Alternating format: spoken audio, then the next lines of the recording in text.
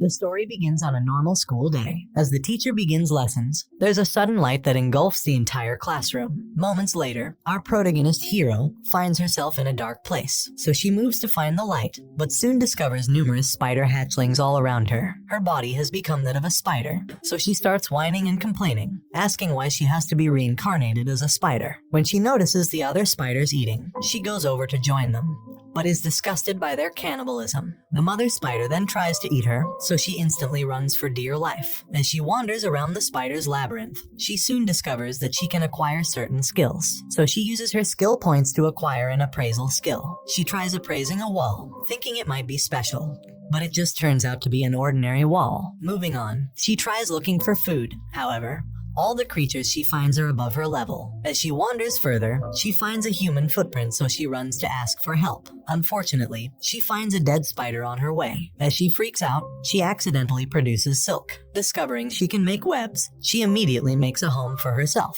As she marvels at her achievement, she collapses hungry, so she forces herself to eat the dead spider, which she soon discovers tastes horrible. After the meal, her stats increased and she earns some more skills called Kin Eater, Heretic Magic, and Taboo. As she rejoices on acquiring new skills, she finds that her web caught something. She goes to discover it is a lizard. The lizard attacks her using poison, which partially blinds her. However, she avoids the other attacks. She then decides to attack the spider, but she falls victim to its attack again. On the third try, she is able to evade its attacks accurately and eventually manages to devour it while still alive. In the city, a banquet is held where some students from prestigious families are accepted into the academy. The admitted students include some of the reincarnates, Shun and Keisha, who are greeted by Philimos, their former teacher, and Faye, who is now a dragon. Shun's sister Sui is a normal girl. She doesn't seem to like Philimos. Later, Philimos takes Shun and Keisha to meet their former classmates, Hugo and Yuri. During introductions, Keisha points out she is Ushima, who was formerly a boy, and Faye, who was once the beauty of the class, is teased for becoming a monster. In the past, Wakaba was bullied by Faye, but she didn't care much about anything back then. In class, Hugo meets with Shun. He inquires about his brother, the hero Julius, but he tells him Julius is not a reincarnate like them, although he is super strong. Faye complains that God must hate her for bullying Hiro in the past. When Oka comes in, she asks her if she has been able to find Hiro since she is the one gathering all the reincarnates, but she explains she hasn't. Shun assures her that Hiro is probably doing fine. Meanwhile, Hiro continues struggling to defeat monsters and level up in her spider form. This time, she is able to advance to a new form of Terratect. After leveling up, her body changes, and all her previous injuries have automatically been healed. As she explores, she finds that her web has caught another prey, but this time it's a human. He uses fire to escape and ends up burning her house. Hiro then begins expanding her house, making it more human-like, with sitting rooms and bedrooms. As she finishes, she tries devouring the egg the human left behind. However, none of her methods are able to break the egg. Soon, a group of humans arrive and set her new home on fire, so she runs for life. Discovering how pathetic she still is, she decides to get more battle experience. She manages to defeat a centipede monster, however. This makes the whole swarm chase after her in retaliation. She manages to outrun them by burning all her stamina. As she rests, she is alerted to danger. A level 9 snake attacks her, so she begins evading and attacking it with her web, which is all she has going for her. However, it tosses her against the wall, making her lose so much HP. In her fighting spirit, she attacks with her poison fangs, but this makes the snake go berserk. Eventually, her fang is able to poison it to death. After defeating the snake, she upgrades to a new level and gathered a whole lot of skills. She is also given some options to evolve into, so she weighs her options and decides to go for the small Terratect. After evolving, she wakes up feeling dizzy and hungry, so she helps herself to her victory prize. She notes that her appetite has become so large because devouring the whole monster hasn't satisfied her. Later, she uses her skill points to acquire 2 new skills, one called Thread Control, which she fantasizes would make her equal to Spider-Man, and a detection skill. As soon as her skills are activated, she begins using her web control to easily capture her prey. Next, she is pumped as she can now read her stats. She moves to search for more food, but she stops after encountering some humans. She appraises them to find their level higher than hers, so she flees. As the humans chase her, she encounters monsters on her path, so she tries her best to create her path through, with so much speed that she ends up falling down a cliff. At school, Yuri informs everyone of their magic training session in the woods. Hugo is hyped to show his worth, but the others think he is rather competitive. In the woods, Shun and Hugo's weapons are different, since they were reincarnated as princes of different nations. Shortly after, they are given wands enchanted with water magic to practice, so each student begins blasting spells at the designated target. After a while, Hugo gets bored using water magic, so he uses his fire magic to destroy the target. As his teacher scolds him for getting ahead of himself, they suddenly hear a strange roar, and with it comes a powerful attack. The teacher moves to counter it, but it disintegrates him easily. As the Earth Dragon appears, Hugo tries to show off by firing at it. However, his attacks are ineffective. He is hit by the beast, so it dawns on everyone that their death is close. Shun summons courage from his older brother and draws out his sword to attack.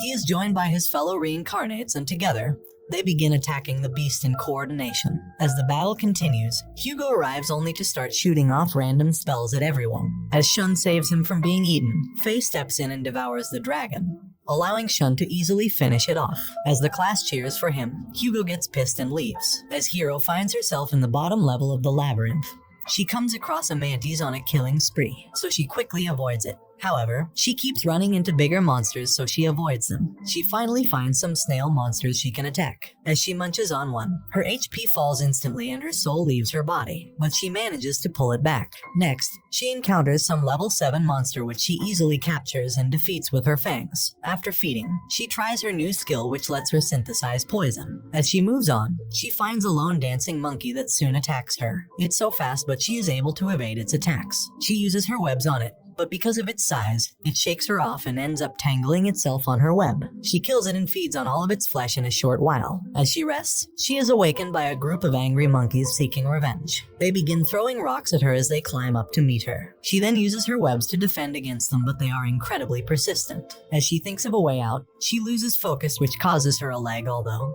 she revenges by poisoning it. In that pain, she luckily levels up her pain threshold skill. This heals her damaged leg, so she launches a full-scale web attack on the monkeys and ends up killing a lot of them. However, she is attacked by a new set of evolved monkeys who can throw bigger rocks. With her poison venom, she manages to attack some of the evolved monkeys until the last one. It sneak attacks her, biting off half of her abdomen. As she falls, she uses her last strength to defeat the monster with poison. Luckily, she levels up before hitting the ground. Hiro finds herself in the middle magma level. Here, she can't use her web because it burns instantly. The monster here also shoots fire from their mouths, so she makes a run for her life. She goes back to the bottom level to evolve her Terratect form. Admin then gives her a list of skills to acquire with her skill points. After observing the long list, she goes for Pride skill. This skill boosts all her other stats and unlocks abysmal magic. At the academy, Faye has gotten bigger and Shun notes that her status is bizarre. In class, everyone greets Shun since he saved them from the Earth Dragon.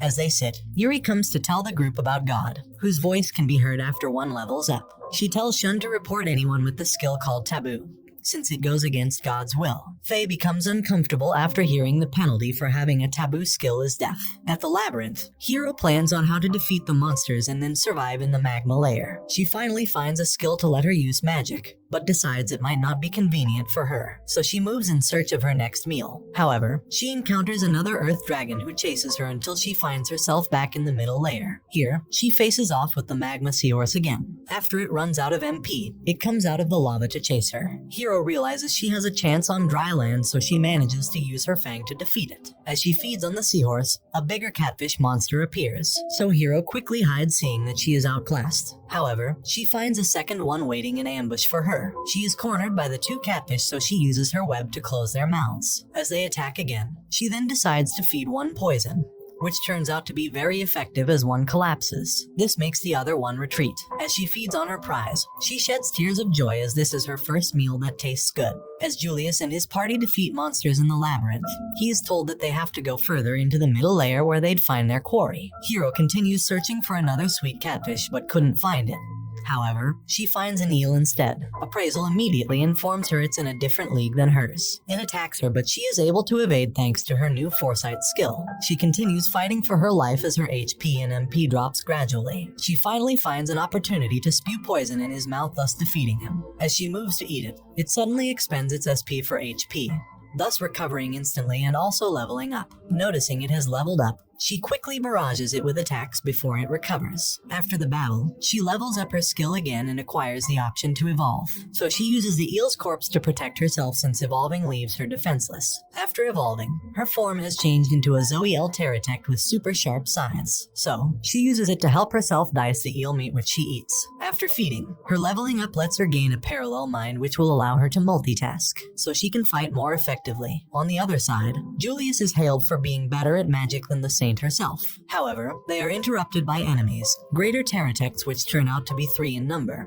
And behind them is the Nightmare's vestige. It immediately attacks the saint, but Julius saves her in time. The others try to stall it as Julius rushes to defeat the other pterodactyls using a combination of swords and magic. They are focused on the vestige which disperses all their attacks. On seeing this, Julius uses a powerful light attack. However, it doesn't go down. Instead, it suddenly starts trembling, so the party takes advantage of its situation and defeats it. Meanwhile, Hero has acquired a new skill, Cursed Evil Eye. She goes to test it on a monster. As she finds the frog, the eye attack hits it, slowly eating up its entire stats until it dies. At the academy, Shun asks about the other reincarnates.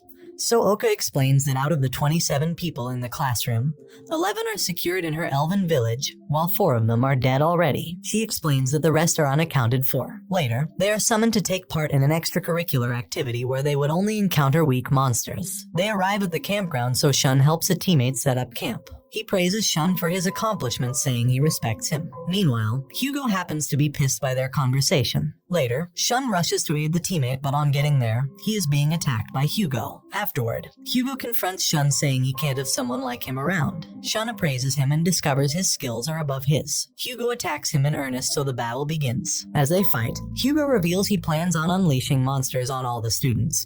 And then he will eventually return to the city with the story that he managed to defeat the monsters. Hugo attacks again. This time, he completely overwhelms Shun. Before he can deal a fatal blow, Oka intervenes. She reveals that his plan fell through. As punishment, Oka uses her special skill to reset all his stats to the lowest. Later at home, as Hugo vows revenge on Oka, he is approached by a suspicious girl who offers to aid his plan. Several days later, Shun and the others note that Hugo has been absent from school since the incident. Although he wasn't publicly punished for his crime since he is a prince, the group discusses how his character became so terrible. Back at the labyrinth, Hero is having a blast trying to move on from the fact that she is in a world controlled by a human. She and her parallel mind scan through skills available for magic. After selecting, she tries to use magic, but it turns out she can't handle it yet. To remedy the situation, the admin gives her a third parallel mind who will be responsible for utilizing magic. As she celebrates, there's a serious tremor, so she goes to look, only to discover a big hole. She goes down to take a closer look.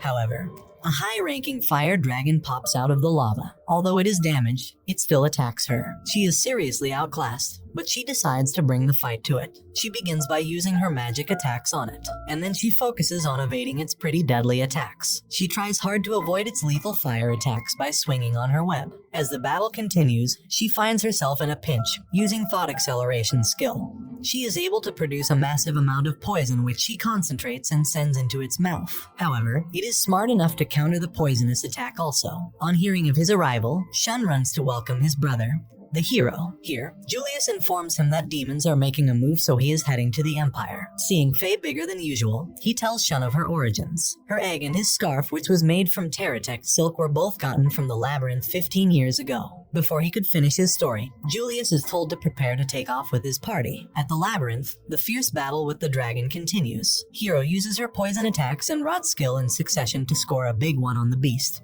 although the attack costs her a leg. However, the dragon comes back up shortly. Realizing her HP is down to 1%, she orders her parallel minds to activate abysmal magic. With this, she calls forth Hell's Gate. This attack sucks in everything around it, but the dragon manages to tank it. Luckily, it drains its stats to the bare minimum. With both of them at their limit, the dragon takes initiative and attacks head-on, but Hero is smart enough to use her web to immobilize it before striking the final blow. She immediately levels up her form and earns the title of Dragon Slayer, as she drags the dragon away to feed on it. An admin notices the demise of a dragon, so he decides to go take a look at the perpetrator himself. She begins digging in on the monster, but she then notices that someone incredibly powerful is approaching through a warp gate. The admin arrives at the scene, but as he tries to communicate, she can't understand his language. She tries to explain too, but there's a language barrier. At that moment, a smartphone appears out of nowhere. She introduces herself as Admin D to the other administrator, so he picks up the phone and negotiates with her, after which he leaves immediately. Admin D tells Hiro she has been watching her struggle for survival and it amuses her, so she helps her sometimes. She doesn't answer further questions before disappearing. Meanwhile, at the Demon Lord's castle, a meeting begins. Balto, the moderator, asks each leader for their war reports, so each corps leader begins giving their reports on war preparation. However, the third corps leader is skeptical about war, so the Demon Lord suggests his unit be sacrificed for his insolence. Next, Blow states his dissatisfaction with the new Demon Lord. However, Durid picks a fight all in the name of loyalty. Before they cross swords, they are suddenly impaled by the Demon Lord's web. Balto tells them she has enough power to kill everyone if she chooses. Later, in class, Shun suddenly receives a message that he has met the conditions of becoming the new hero. He freezes because this only means one thing: Julius is dead. Meanwhile, Hiro and her parallel minds try to sort out Admin D's relationship with this world. However, all of their opinions prove baseless as she left almost nothing to work with. At the castle, the king, and everyone including Leston, Shun's older brother, are devastated to hear the news of Julius' death. However, Siles, his other brother, has no time for grief. The king orders that they keep his hero status a secret for now. Just then, a messenger enters to inform them that the demon army has conquered 8 fortresses already. He further reports that the only fortress left standing is that of Master Ronet. After the report, the king also tells his sons to keep Julius's death a secret. He then orders Shun to leave the academy and begin training as a hero in secret. At Master Ronet's fort, his men praise his power, noting they only survived thanks to him. However, Master Ronet tells a story dating back 15 years ago in the labyrinth. Here, he and his party were on an exploration. Although he goofed around, Buirimus reminds him that they are here to investigate a new monster that drove the other natives out of the labyrinth. As they arrive at a spot it was sighted, a party member suddenly gets stuck, so Ronet orders them to cast light in his direction. Here they notice a lot of threads, but the threads are so strong that he has to burn them with fire. Shortly after destroying its home, the Pteratect arrives. On seeing it, Ronet is shocked by its aura. The monster jumps down and uses appraisal on him. Ronet, on realizing this, tries to do the same. He soon finds that the Pteratect has so many overwhelming stats and skills. He starts daydreaming of its awesomeness, so Buirimus drags him away. The other soldiers try to stall, but they are defeated easily. So, Buirimus quickly smacks him back to reality. After regaining his senses, he begins preparation for a teleportation circle while the others stall for time. Buirimus summons his beasts, who begin attacking individually, but the Pteratect blocks their attacks and eventually uses their skill for himself. It continues to decimate the entire party, eventually cutting off Ronet's arm. However, they succeed in teleporting back to their base. In the present, Ronet informs his comrade that some beings are just so powerful that humans don't stand a chance against them. Shun begins his training alone with just Faye around. She tells him Hyrance, who is the only survivor of the hero's party, would be arriving soon, so he'll be able to explain what happened to Julius. Faye suggests that they both form a pact, but Shun disagrees, saying he needs to treat her like an equal. However, after weighing the advantage, he consents to it and they form a pact. After the pact, she turns back into an egg to begin evolving. At the labyrinth, Hiro is introduced to a new set of knowledge after her taboo skill hit level 10. With the help of her parallel minds, she learns about the secret of the world as well as the fact that the world is heading to doom. So she decides to keep working on herself to become strong enough to stop that from happening. To do that, slaying the strongest monster in the labyrinth,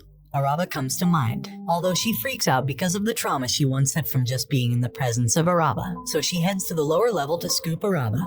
But instead, she finds a giant serpent with top-level stats. The snake exits only to begin its battle with Araba. Hiro can't help but watch the brutal battle between the two monstrosities. They showed a different level of violence that completely overwhelms her, with Araba easily defeating the serpent. It dawns on Hiro that defeating Araba is no mere feat. At the castle, Hyrance arrives. He apologizes to Shun, saying he is the reason Julius died. He explains by showing him a phoenix feather which was supposed to revive the hero when severely wounded. However, Julius gave him the feather instead. So, Shun tells him he has nothing to apologize about. Hyrance narrates that after he defeated the demon army, a girl appeared from nowhere, and in a blink of an eye, everyone around him was dead from her rod attack, which turned everything to dust. After his story, Hyrance swears loyalty to him. Hiro continues to level up in order to defeat Araba. She encounters 2 earth dragons, so she marks them so she can fight them separately at another time. She moves to prepare a suitable battlefield that will give her as much advantage against Araba, but a swarm of hornets has built a hive in her ideal location. They begin attacking her one after the other, so she decides to annihilate the entire hive.